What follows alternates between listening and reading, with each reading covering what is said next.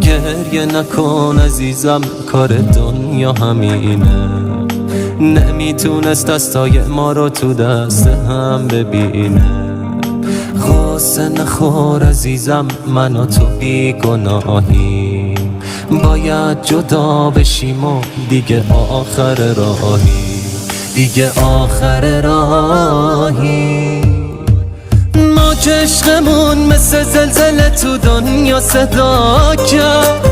دیدی آخرش دنیا ماها رو از هم جدا کرد. هیچکی نتونست یه لحظه ما رو با هم ببینه.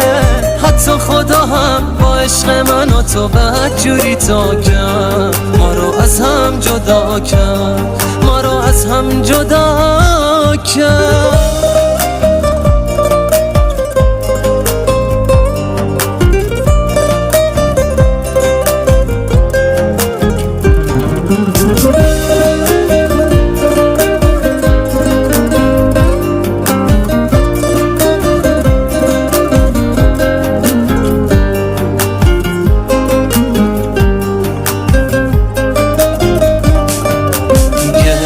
نکن عزیزم، کار دنیا همینه.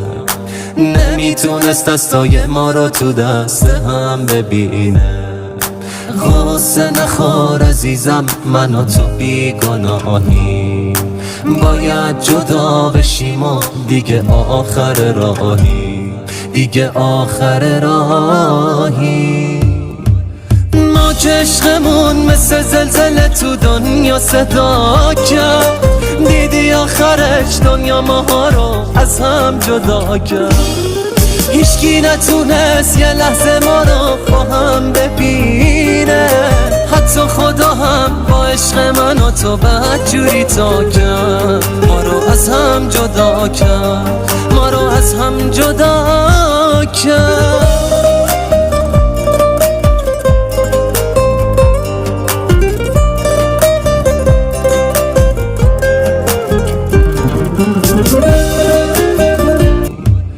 ما که عشقمون مثل زلزله تو دنیا صدا کرد. دیدی آخرش دنیا ماها رو از هم جدا کرد.